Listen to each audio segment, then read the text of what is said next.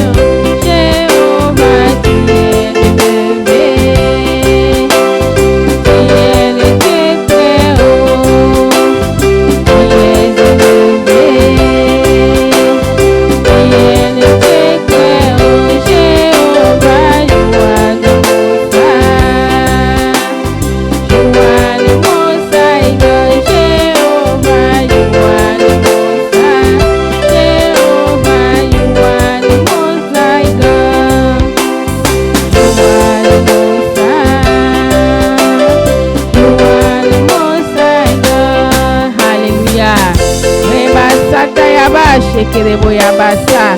Le roi des rois, le Seigneur des seigneurs, l'agneau de Dieu qui enlève le péché du monde. Alléluia. Tu es le Dieu qui est le plus haut. Alléluia. Celui qui était, celui qui est, celui qui vient. Alléluia. Tu règnes de génération en génération. Tu règnes d'éternité en éternité. Alléluia. Nous bénissons ton Saint-Nom. Alléluia. Alléluia.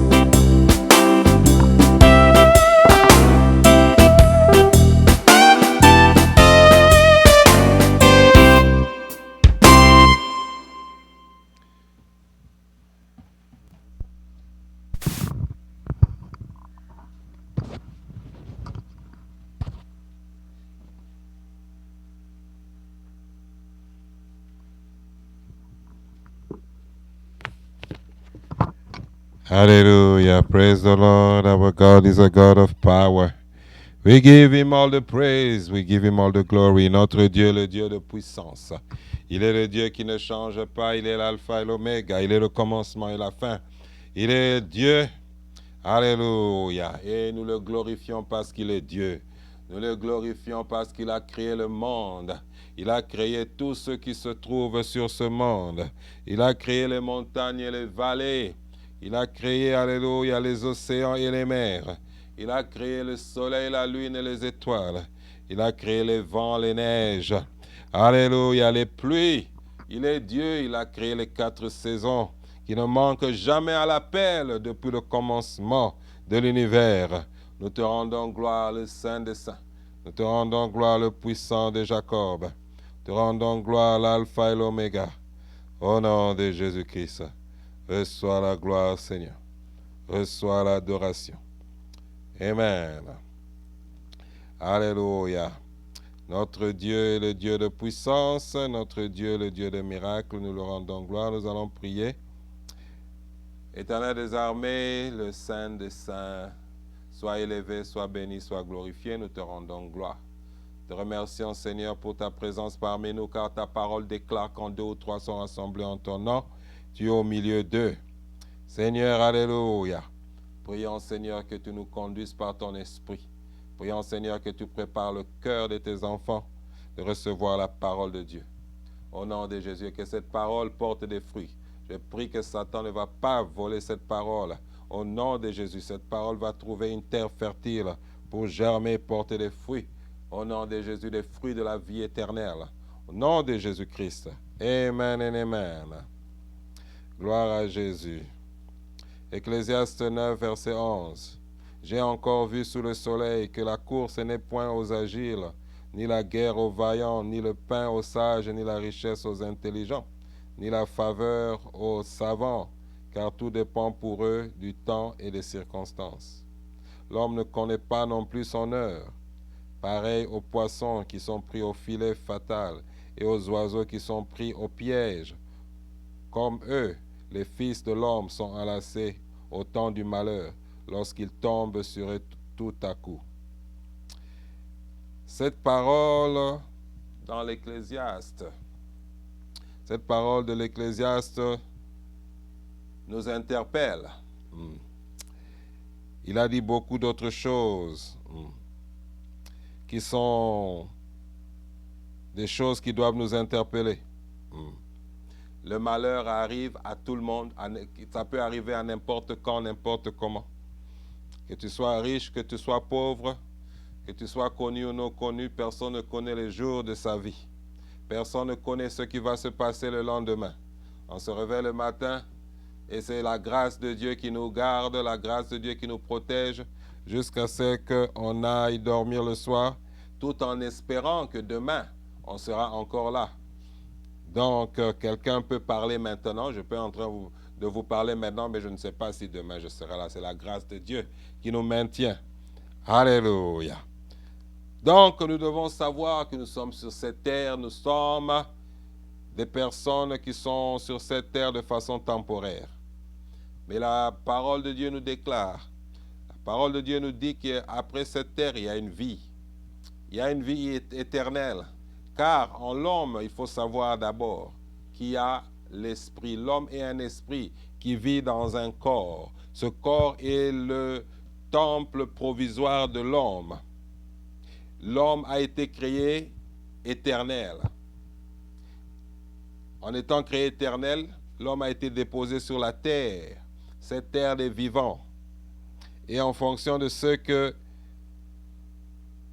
l'homme va faire sur cette terre, en fonction des choix qu'il va prendre sur cette terre, il aura une éternité soit avec Dieu, soit sans Dieu. C'est pour ça qu'il faut savoir qu'est-ce qui est très important. La chose la plus importante dans nos vies, c'est quoi? Quelle est la chose la plus importante dans ta vie? Quelle est la chose qui est la plus importante? Est-ce que c'est ce que tu peux concevoir, tu peux entreprendre, tu peux travailler dans ce corps de vivant, ou la chose qui va se pointer devant toi après cette vie sur terre? Qu'est-ce qui est important dans nos vies? Les choses qui sont importantes dans la vie de l'homme, d'un homme vivant, ne sont pas nécessairement ceux qui sont importantes selon la vie de Dieu, selon les pensées de Dieu. Les voies de Dieu sont différentes de nos voies. Les pensées de Dieu sont différentes de nos pensées. Matthieu 16, 25. La parole de Dieu dit, de 14. Je vais lire Matthieu 16 à partir de 24 à 26. La parole de Dieu déclare. Alors Jésus dit à ses disciples, si quelqu'un veut venir après moi, qu'il renonce à lui-même, qu'il se charge de sa croix et qu'il me suive. Car celui qui voudra sauver sa vie la perdra, mais celui qui la perdra à cause de moi la trouvera. Et que servirait-il à un homme de gagner tout le monde s'il perdait son âme? Ou que donnerait un homme en échange de son âme. Ces paroles sont très importantes. Ces paroles doivent être des paroles qui doivent être méditées et comprises, car il y a une clé dans ces paroles. Il y a une vérité très profonde dans ces paroles. Jésus-Christ avait dit, si quelqu'un veut venir après moi, qu'il renonce à lui-même et qu'il se charge de sa croix et me suive. Le Seigneur nous donnait un chemin à suivre. Mais ce chemin qu'il nous donnait, ce chemin qu'il nous a donné, il nous a dit que ce ne sera pas un chemin facile. Ce sera un chemin de la croix.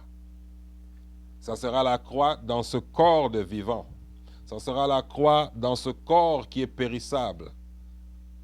Mais pour la vie éternelle, pour l'après ce corps, pour ce qui va se passer après ce corps, ça sera la gloire. Alors, qu'est-ce qui est important pour ta vie? Qu'est-ce que tu vas choisir? Est-ce que tu choisis de porter ta croix et de suivre Jésus? Est-ce que tu choisis une souffrance temporaire de ce monde pour aspirer à la vie éternelle? Ou tu choisis de sauver ta vie dans ce monde et rater la vie éternelle? Qu'est-ce qui est le plus important? Les 80 ans, 90 ans, ou même moins des années que tu vas passer sur cette terre, ou c'est l'éternité qui est plus importante? Dieu est un Dieu de puissance.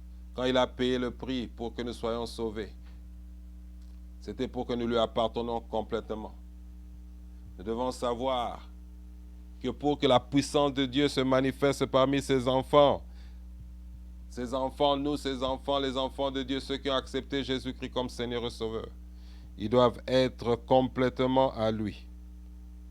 Si tu veux voir la gloire de Dieu, la puissance de Dieu, tu dois complètement te donner à Christ, complètement te donner à lui. Ton cœur doit être un cœur qui se donne complètement au Seigneur. La raison pour laquelle la puissance de Dieu ne se manifeste pas parmi les enfants de Dieu dans plusieurs endroits, c'est parce que les enfants de Dieu n'ont pas tout donné au Seigneur. Les enfants de Dieu refusent de porter la croix. Et quand ils prient à la résistance, les enfants de Dieu refusent de donner leur vie. Mais la parole de Dieu déclare, ta vie appartient à celui qui a été crucifié pour toi. Ta vie appartient complètement à Jésus-Christ. Alléluia. La parole de Dieu nous demande de ne pas avoir peur de la mort. Alléluia. Pourquoi c'est important de ne pas avoir peur de la mort? Parce qu'en essayant de sauver notre vie sur terre ici, on risque de perdre la vie éternelle. C'est pour ça que de plus en plus le Seigneur nous dit, n'ayez pas peur, même de la mort. Oh, Révélation, Apocalypse, chapitre 12, 11 déclare, ils l'ont vaincu à cause du sang de l'agneau et à cause de la parole de leur témoignage. Alléluia. Et ils n'ont pas eu crainte de la mort. Alléluia. Ils n'ont pas eu crainte de la mort. Ils ont vaincu et ils n'ont pas eu crainte de la mort.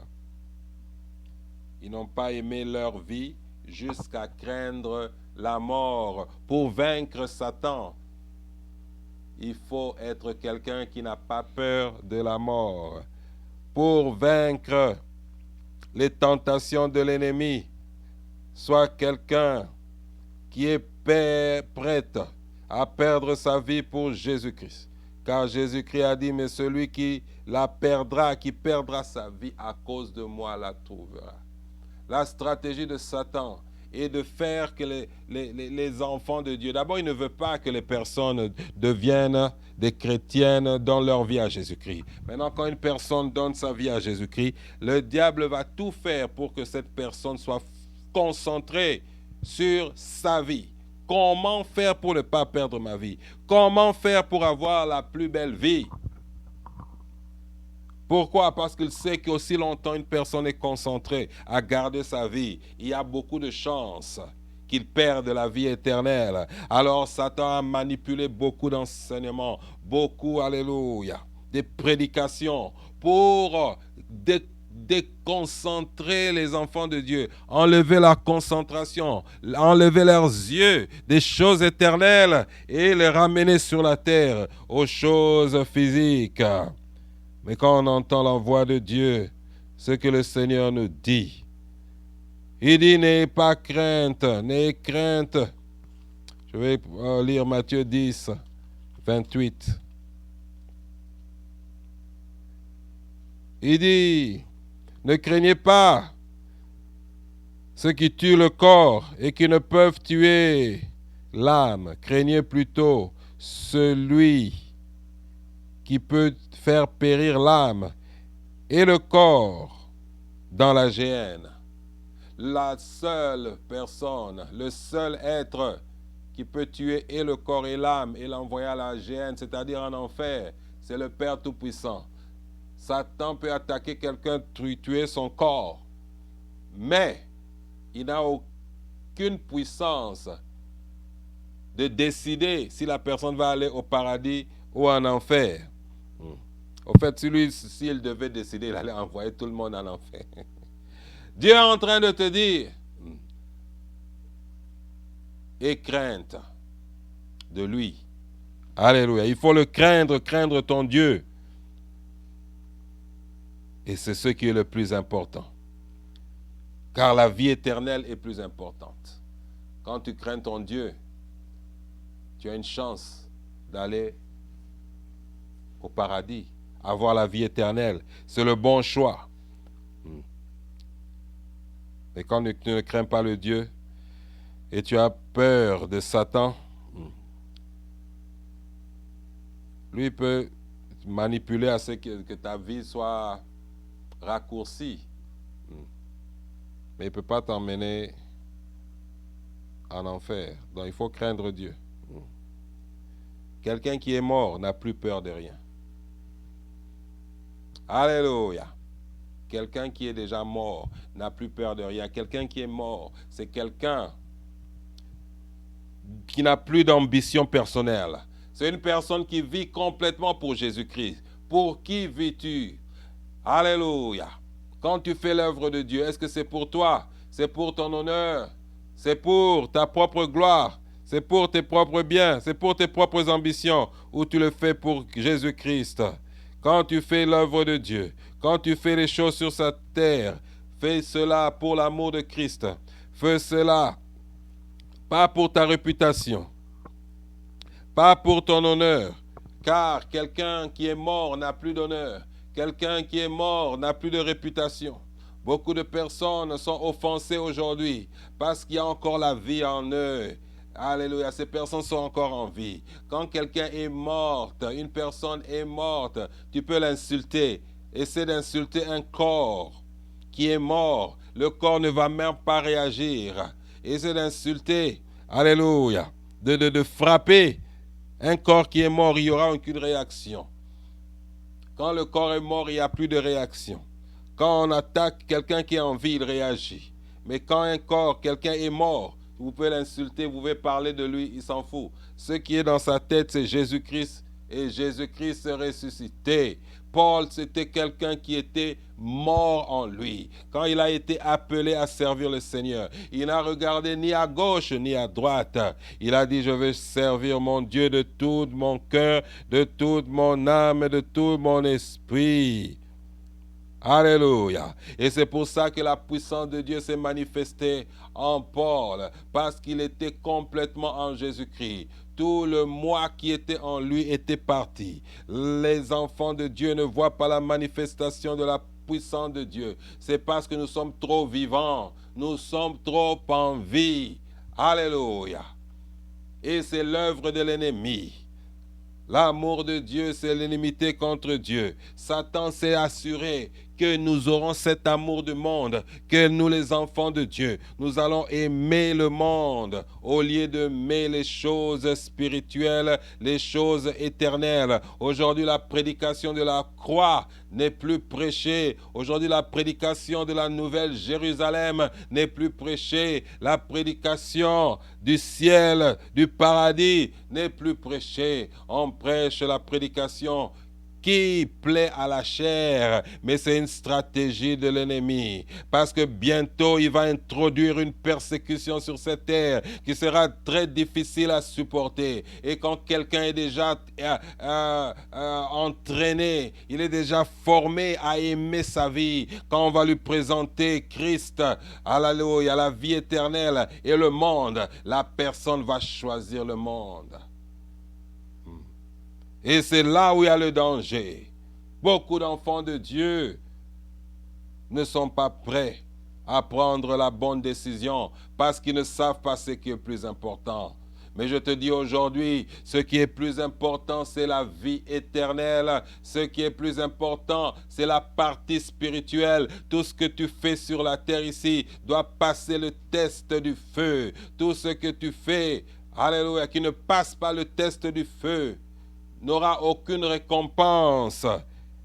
Et pour que tes choses, tes œuvres passent le test du feu, ta motivation doit être correcte. Ne le fais pas pour ta réputation. Ne le fais pas pour ton honneur. Ne le fais pas pour les richesses de ce monde. Ta réputation doit être Christ.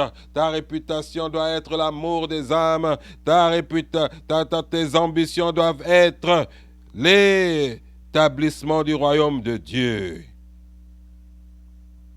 Mais le diable veut que nous soyons en vie. Alléluia. Paul avait tout abandonné. Complètement tout abandonné pour Christ. Il allait dans des endroits où il savait qu'il pouvait même mourir. Mais il est quand même parti parce qu'il voulait que l'évangile soit prêché. Il voulait que le royaume soit établi. Alléluia.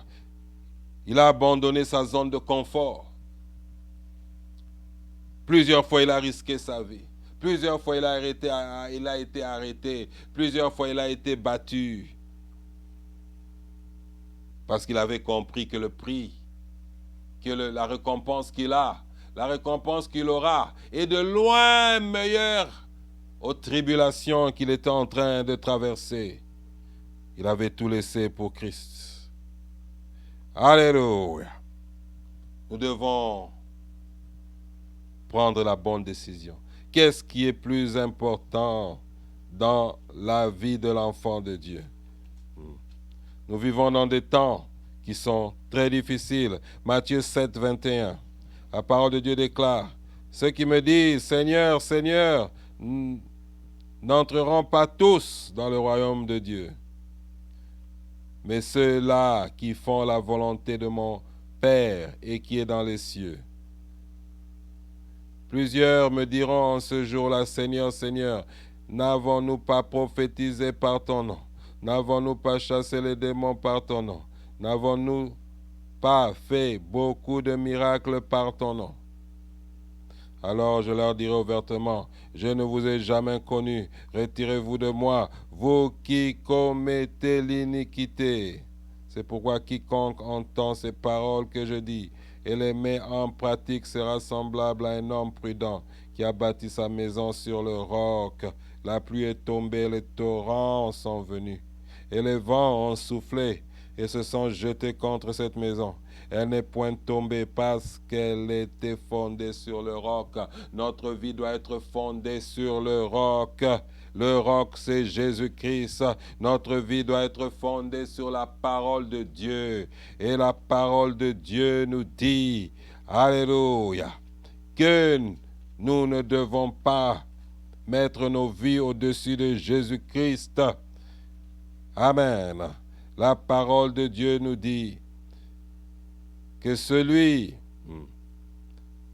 qui voudra sauver sa vie la perdra. Celui qui la perdra à cause de moi la trouvera. Nous devons savoir prendre la bonne décision, la décision de l'éternité. Tout ce que nous faisons, alléluia, ne doit pas être de l'iniquité. Ça ne doit pas être pour nos propres ambitions. Ça ne doit pas être pour notre propre gloire. Alléluia. Tous les jours, il faut prier. Demander au Seigneur d'enlever les ambitions personnelles. Amen. D'enlever cet orgueil humain. Oui, car tout le monde est coupable. C'est seulement la grâce de Dieu qui nous maintient. Parce qu'en l'homme, il y a toujours l'orgueil, en l'homme, il y a toujours le désir de se montrer. Le Dieu Tout-Puissant que nous servons avait mis une épine dans Paul. Alléluia. Pour le maintenir sous contrôle. Parce qu'il savait avec la puissance et la gloire qu'il manifestait en Paul, il pouvait s'enorgueillir. Mais il a mis un chardon, il a mis une épine en lui, une maladie. Vous pouvez vous imaginer quelqu'un qui réveille les morts, qui prie. Et son ombre est en train de guérir les gens, mais lui-même, il a une petite infirmité dont il n'arrive pas à s'en débarrasser. Il y a des choses dans nos vies que le Seigneur permet, c'est pour qu'on soit calme. Alléluia. Parce que s'il enlevait tout, il y a des gens qui ont un orgueil incroyable. Alors pour les maintenir un peu dans les normes, le Seigneur permet qu'on n'ait pas tout. Parce que pour lui, la vie éternelle, c'est le plus important. Ce n'est pas ce que tu as sur la terre.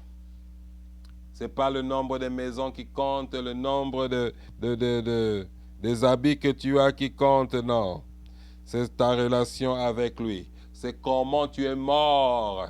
Est-ce que tu es prêt à prendre la bonne décision? La décision d'abandonner ta vie pour lui. Il y a des tribulations que Satan va amener sur la terre. Et il sait, il a déjà préparé les gens. Il a préparé beaucoup d'enfants de Dieu, des chrétiens, à aimer le monde. Et maintenant, quand la tribulation va venir, il va leur dire choisis. Malheureusement, quelqu'un qui est déjà entraîné à aimer le monde, il va essayer de sauver sa vie. Et en essayant de sauver sa vie, il va la perdre. Il va perdre la vie éternelle. C'est pour ça que c'est important d'écouter, de lire par soi-même la parole de Dieu, d'écouter la parole de Dieu qui est saine. Parce que ce que tu écoutes, ça te transforme, soit positivement, soit négativement. Tu peux écouter une parole, une prédication qui a l'air très belle, qui a l'air très saine, mais ce n'est pas biblique. Et parce que ce n'est pas biblique, ça peut affecter la vie éternelle en toi.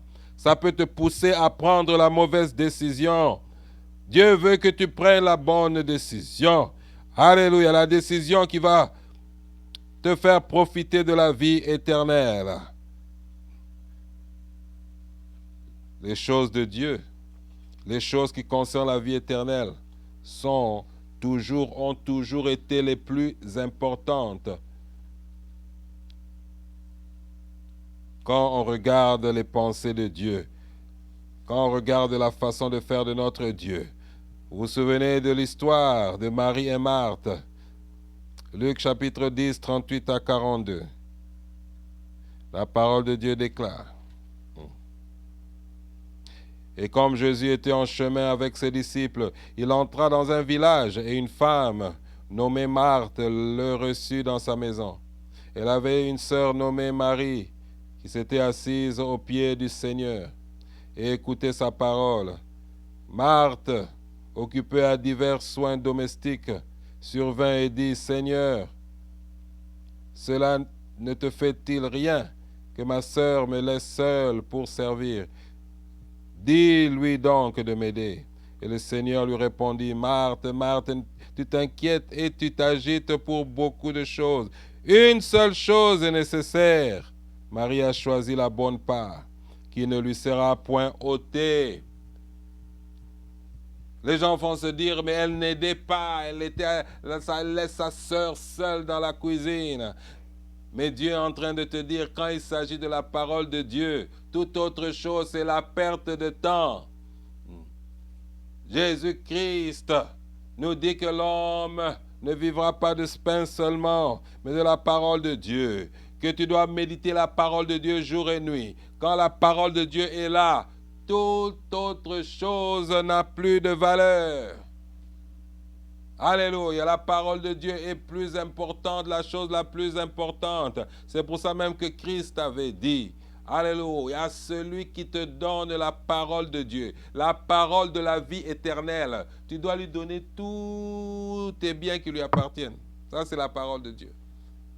Pourquoi? Parce que Jésus-Christ sait que cette personne-là est la personne la plus importante dans ta vie. Aujourd'hui, les hommes de Dieu, alléluia, leur réputation a été bafouée. Satan a fait un grand travail pour que les gens n'écoutent plus les hommes de Dieu. Mais ce sont les personnes les plus importantes dans vos vies parce qu'ils vous parlent la parole de l'éternité. Quelqu'un peut vivre 80 ans, 100 ans sur cette terre, mais ça vaut quoi par rapport à l'éternité? L'éternité, c'est l'éternité, ça veut dire infini. Alléluia, ça veut dire l'infini. Quelqu'un peut être bien, peut jouir de cette vie sur terre pendant 80, 100 ans, sûrement c'est moins. En plus avec cette maladie qui est en train de sévir. Il y a des gens qui pensaient qu'ils allaient vivre plus longtemps, mais ils sont partis d'un coup. Où sont-ils? Alléluia. Celui qui te prêche la parole est la personne la plus importante dans ta vie. Tout ce qui n'a pas un impact spirituel et n'a pas de valeur. Alléluia. Ça ne sert pas à grand chose. C'est pour ça que tu fais la volonté de Dieu. Les œuvres que tu fais doivent être des œuvres qui ont un impact spirituel éternel. Alléluia, tu travailles pour Dieu. Tu es en train de faire des œuvres qui seront testées par le feu et qui auront un impact spirituel éternel car des vies seront sauvées. Alléluia. Des vies seront transformées. Tu es en train de montrer l'amour de Christ. Et à cause de l'amour que tu démontres aux gens, les gens vont se donner à Jésus-Christ. Ils vont accepter Jésus-Christ. Ils seront sauvés. Ce que tu fais a un impact puissant pour l'éternité, la vie des gens. Tu es en train de chasser les démons, de guérir les malades. Ça va augmenter la foi des enfants de Dieu. Ils vont s'accrocher au Seigneur. Ils vont savoir que Dieu est vivant. Grâce à toi, tes œuvres ont quelque chose d'éternel en eux. C'est ce qui est important. Tout ce que tu fais qui n'a pas d'impact éternel ne sert à rien. La parole de Dieu que Jésus-Christ parlait à Marie avait un impact éternel. C'est pour ça que Jésus-Christ a dit à sa sœur que ta cuisine là c'est bien, on aime bien ton foufou, on aime bien tes brochettes, on aime bien ta salade, mais ta salade n'est pas éternelle. Ton foufou n'est pas éternel. Ta viande brisée n'est pas éternelle. Ce qui est important, c'est la parole de Dieu. Donc, elle a choisi le bon chemin. Dans Marc 14, 3 à 9, il y avait une femme qui était une prostituée et elle a donné sa vie à Jésus-Christ. Elle a reconnu que son éternité dépendait du Messie. Marc 14, 3 à 9. La parole de Dieu déclare, comme Jésus était à Béthanie, dans la maison de Simon le lépreux, une femme entra pendant qu'il se trouvait à table. Elle tenait un vase d'albâtre qui renfermait un parfum de nard pur de grand prix et avait rempli le vase. Elle répandit le parfum sur la tête de Jésus. Quelques-uns exprimèrent entre eux leur indignation. À quoi bon perdre ce parfum? On aurait pu le vendre plus de 300 deniers et le donner aux pauvres. Et ils s'irritaient contre cette femme. Mais Jésus leur dit, laissez-la, pourquoi lui faites-vous de la peine? Elle a fait une bonne action à mon égard, car vous avez toujours les pauvres avec vous, et vous pouvez leur faire du bien quand vous voulez, mais vous ne m'avez pas toujours. Pourquoi Jésus-Christ avait dit ça? Parce qu'il savait qu'il y avait parmi eux des personnes qui aidaient les pauvres, oui, mais qui n'avait pas fait la bonne décision de mettre Jésus-Christ la priorité, car Jésus-Christ c'est la vie éternelle. Cette femme qui était une pécheresse, elle s'est donnée à Jésus et elle a compris que Jésus-Christ, alléluia, a été le plus beau cadeau, la plus belle chose qui pouvait lui arriver. Et elle est venue, elle a adoré le Seigneur. Elle a vu que même son parfum qui était dans le vase d'albâtre n'avait aucune valeur. Quand tu as Jésus-Christ, alléluia, toute autre chose n'a aucune valeur. Même les plus beaux parfums n'ont aucune valeur. Cette femme avait compris que la vie éternelle, c'est plus que tous les plus beaux parfums. Qu'est-ce que tu vas choisir? Tu vas choisir cette vie sur terre ou tu vas choisir la vie éternelle? Cette femme avait déposé, alléluia, le parfum, il a cassé le parfum. Devant Christ, il a adoré le Seigneur Jésus, car pour elle, rien n'avait plus aucune valeur. La vie éternelle est la chose la plus importante. Toute autre chose n'a aucune valeur. Aucun parfum, aucune montre, aucune voiture, aucune maison n'a de valeur devant la vie éternelle. Et cette femme l'avait compris. Les disciples étaient là avec Jésus. Ils avaient les pauvres, ils faisaient le ministère. Sans Jésus, Jésus-Christ l'a dit, vous avez les pauvres, mais vous n'avez pas moi. Alléluia. Quelle décision tu vas prendre quand les tribulations vont commencer, quand on va te dire, à moins que tu manges, tu dois avoir la marque de la bête. Avant d'aller au cinéma, avant de voyager, avant de faire quoi que ce soit, tu dois avoir la marque de la bête. Alléluia. Et quand on regarde ce qui se passe maintenant, c'est quand même familier, des similitudes avec ce qui se passe avec le vaccin. Avant de faire ça, il faut avoir le vaccin. Avant d'aller au cinéma, avant d'aller au marché, on ne sait même pas là où ça nous amène. Mais qu'est-ce qu'on va choisir? Quelle est la chose la plus importante dans nos vies? Alléluia. Nous sommes crucifiés avec Christ. Nous ne vivons plus. C'est Christ qui vit en nous. Sache que quand tu es venu à Christ, ta vie lui appartient complètement. Tu es crucifié, tu es mort. Alléluia. Sache que la chose la plus importante dans ta vie, c'est la vie éternelle. C'est plus important que tes voyages. C'est plus important que ta maison. C'est plus important que ton mariage. Dieu veut que tu prennes la bonne décision quand il y aura un choix à faire. Car le monde est en train de changer. Lazare et l'homme riche. Alléluia. Quand vous regardez l'histoire de Lazare et l'homme riche, vous remarquerez que l'homme riche avait tout. Mais il avait oublié la chose la plus importante qui est la vie éternelle. Et il a payé pour l'éternité. Il a dit au Père Abraham, va dire à mes frères, va dire aux gens de la terre de ne pas venir dans ces lieux. Et Abraham a dit, ils ont les prophètes, ils ont les hommes de Dieu. S'ils ne les écoutent pas, ils ne vont pas écouter quelqu'un qui vient du ciel. Et c'est exactement ce qui se passe. Le diable a aveuglé les gens.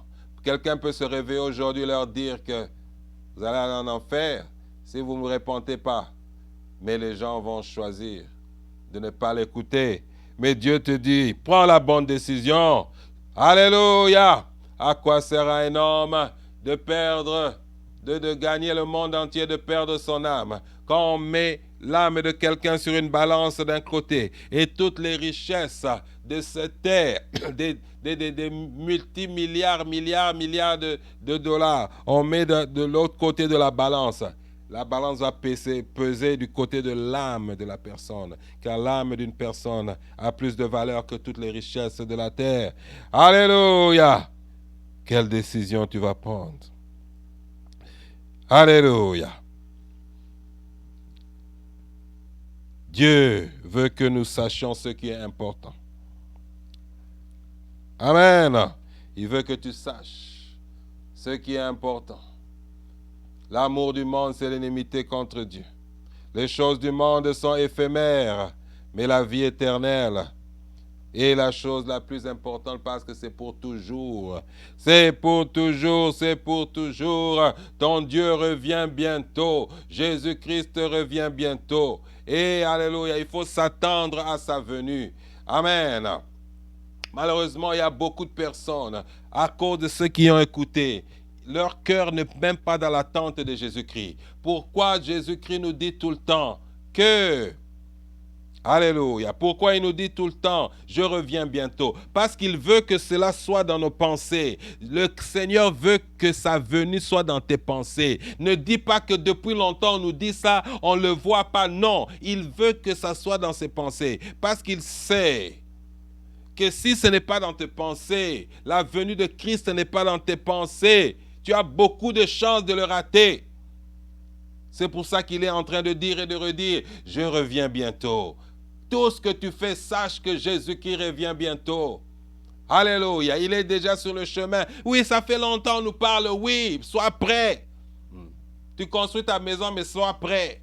Parce qu'il peut venir même avant que ta maison ne finisse. Tu vas te marier, marie-toi, gloire à Dieu, mais sois prêt. Il peut apparaître, même juste une heure avant ton mariage. Alléluia. Tu as des projets, gloire à Dieu. C'est Dieu qui te donne tous ces projets-là, mais sois prêt. Le Seigneur te rappelle cela, parce qu'il sait que de l'autre côté, Satan est en train de travailler pour enlever cela des pensées des gens. La Bible déclare que ceux qui s'attendent à sa venue vont le rencontrer. Les gens qui ne s'attendent pas à sa venue, même s'ils sont les chrétiens, ils peuvent le rater. Il revient bientôt. Alléluia. Il te parle aujourd'hui parce qu'il veut que tu prennes la bonne décision. Autant de tribulations, il veut que tu prennes la bonne décision, que tu comprennes que ton âme n'a pas de valeur. Alléluia, ton âme n'a pas de valeur. Ton Jésus-Christ t'aime. Mais n'aie pas peur, il te dit. Alléluia. Tu as été sauvé parce qu'il t'a choisi. Et il ne t'a pas appelé dans son royaume pour t'abandonner juste avant, non. Il t'a appelé et il est en train de travailler jusqu'à ce que tu arrives à destination. C'est à toi de t'accrocher à lui. Alléluia, c'est à toi de le tenir ferme, de ne pas abandonner le combat de la foi. Les choses sont en train de changer dans ce monde. Il y a beaucoup de confusion. Il n'y a plus de certitude en quoi que ce soit.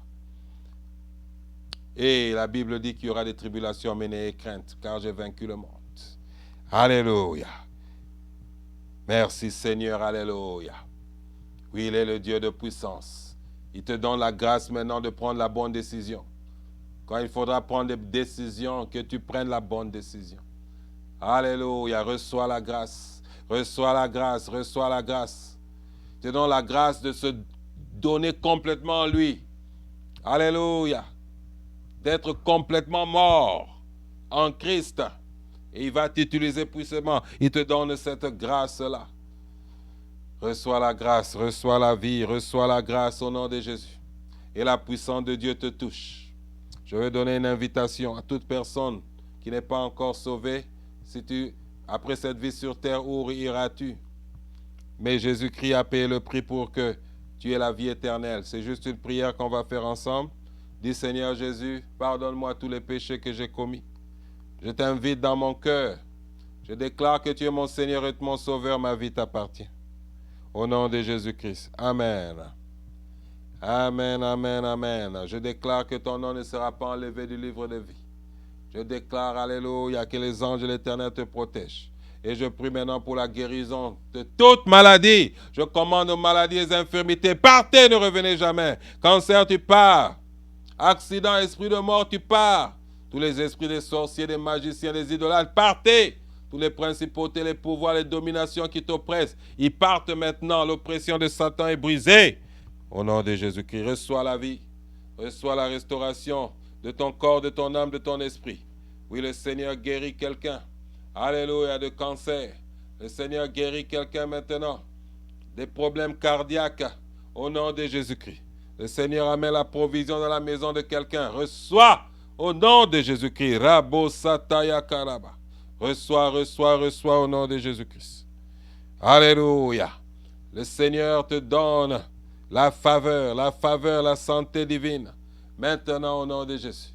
Tous les démons des esprits de mort, sortez et ne revenez jamais. Oui, la délivrance se manifeste dans ta vie. Tu ne mourras pas avant ton temps. Au nom de Jésus-Christ. Merci Jésus. Amen et amen. Alléluia. J'encourage tout le monde à prendre la communion chaque semaine. Chaque dimanche, je bénis la communion que tu vas prendre. Alléluia. Car c'est quelque chose que le Seigneur nous a recommandé de prendre pour renforcer l'alliance que nous avons avec lui. Je bénis toutes les communions au nom de Jésus-Christ, le pain. Alléluia, le fruit de la vigne. Merci pour l'alliance nouvelle au nom de Jésus, l'alliance indestructible au nom de Jésus-Christ. Amen. Gloire à Dieu, gloire à Dieu. Amen. La parole de Dieu déclare: amenez dans ma maison vos 10 offrandes et j'ouvrirai les écluses des cieux. Amen. Donc nous les enfants de Dieu, notre allégeance est à notre roi. Et au roi, on apporte nos dons pour l'établissement du royaume. Et Dieu dit qu'il va chasser le dévoreur. Le Seigneur veut te bénir, c'est pour ça qu'il a établi ce principe de donner et de recevoir, ce principe de payer la dîme, qui est 1/10 de ce que tu reçois. Il est le Dieu qui donne la semence au semeur. Il te donne la semence pour que tu sèmes et pour que tu sois béni. Et quand tu es active avec tes dons dans l'établissement du royaume de Dieu, il va chasser le dévoreur et il va te faire grâce. Amen et amen. Donc il faut donner avec joie. Il y a les différentes méthodes que vous pouvez utiliser pour donner dans l'écran. Que le Seigneur vous bénisse, le Seigneur soit avec vous, que le Seigneur fasse luire sa face sur vous, que la paix de l'Éternel soit avec vous. Je déclare que tu vas témoigner de la bonté de l'Éternel cette semaine et que la paix de Dieu soit avec toi et ta famille au nom de Jésus-Christ. Je déclare que tu vas porter de fruits. Beaucoup d'âmes vont venir à Jésus à partir de toi. Que la paix de Dieu soit avec toi, la puissance de Dieu se manifeste dans ta vie au nom de Jésus. Amen. Amen et amen.